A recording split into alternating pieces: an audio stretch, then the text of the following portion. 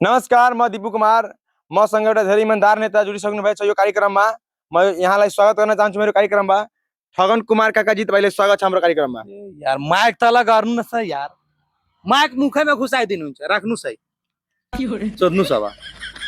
तपाईँ चाहिँ पहाडबाट यता मधेसतिर चुनाव लड्न आउनु भएको छैन? पहिले यहाँको जनताहरू कस्तो लागिरहेछ? गाधा लागिरहेछ, बैल लागिरहेछ, बौवंश लागिरहेछ, बन्चिहाक लागिरहेको छ। माइक तल गर्नुस् न यार, दिमाग छैन। लिनुस् है, फेरि लिनुस्। तपाईलाई के लाग्छ यहाँको जनताहरू तपाईलाई भोट दिन्छ? बाकी यार बौवंश हुनुहुन्छ तपाईँ। यहाँको जनतासँग म जे माग्यो त्यो दिन्छ मलाई पैसाले। यसको मतलब तपाईले पैसाले भोट किन्नुहुन्छ यहाँ? पैसाले भोट किन्छु, पैसाको बरसात गर्छु, बरसात, बुझ्नु भयो? अब मेरो टक्कर दिने वाला कोही छैन। माइक तल गर न यार। अनि तपाईलाई के लाग्छ, तपाईँ यहाँबाट चुनाव लडेर तपाईले कस्तो कस्तो फिल भइरहेछ त्यो भन्नु त? मलाई त यस्तो फिल भइरहेछ कि म भोजपुरी गाना बजाएर मलाई डान्स गर्न मन गरिरहेछ। यदि तपाईले यहाँबाट जित्नु भएन भने के गर्नुहुन्छ? म बाख्राको चोरी गर्छु।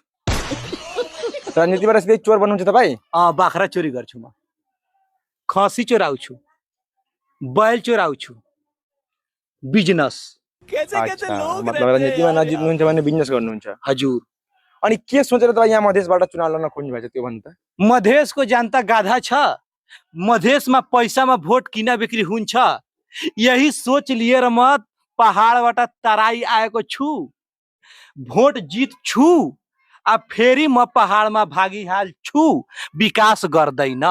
यही मेरो भिजन हो। यसको मतलब तपाईँ यहाँबाट मात्र चुनाव जित्न आउनु भएको छैन? हजुर। के गर्न आएछु यहाँ? बाख्रा चराउन आएछु यार। गजब कुरा कर, माग तला गर न यार। अभी मैं गाली नहीं दे सकता।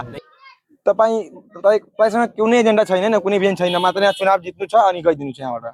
मेरो एजेन्डा भएको भए, मेरो भिजन भएको भए म पहाड छोडेर मधेसमा किन आउँथे, त्यहीबाट जित्थ्यो नि।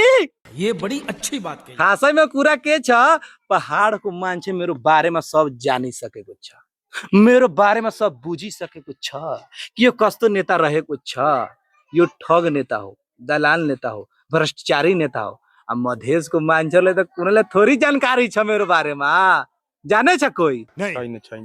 त यहाँबाट पैसा छिट्छु, चुनाव जित्छु, अब फेरि पहाडमा भाग्छु।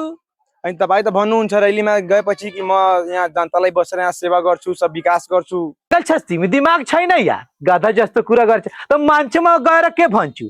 म जिते भने चोरी गर्छु, म भ्रष्टाचारी गर्छु, म गुन्डाई गर्छु, डाका हान्छु, त मलाई को भोट दिन्छ? जस्तै हात्तीको दाँत हुन्छ नि, देखाउने अलग, खाने अलग, त्यस्तै म छुके भोट माग्दाखेरि भन्छु विकास गर्छु, यो गर्छु, त्यो गर्छु, तर जिते भने केही गर्दैन, मात्र भ्रष्टाचारी गर्छु। म आफ्नो घर बनाउँछु। ठगन कुमार काकाजी, तपाईमाथि यहाँको जनताले धेरै विश्वास गर्नुभएछ कि उहाँ युवा हुनुहुन्छ, युवा भएर तपाईलाई भोट दिन्छ कि उहाँले केही गर्छ हाम्रो देशको लागि, हाम्रो गाउँको लागि, हाम्रो मधेसको लागि। पागल छ यार, दिमाग छैन तिम्रो? बुद्धि काम गर्छ कि गर्दैन? कुन हिसाबले म तिमीलाई युवा लागिरहेछु? मेरो केस हेर, मेरो केस पाकेको छ। पाकेको मान्छेले युवा भन्छ, केस झरेको मान्छेले युवा भन्छ? यार माग तल गर न यार, पुरा जानकारी गराउँछु मान्छेहरूलाई। जानकारी भएपछि मलाई त यहाँबाट लखेर भगाइदिन्छ नि। यसको मतलब सिधा कुरा हो, तपाईँ यहाँबाट जितेर अनि जानु छ? सीधा कुरा हो, म जितेर भ्रष्टाचार गर्छु र पहिलादेखि गर्दै आएको छु भ्रष्टाचार।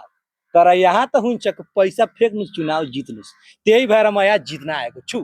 यो कार्ड दिनु होला। धन्यवाद, नमस्कार। अझै पैसा चाहियो?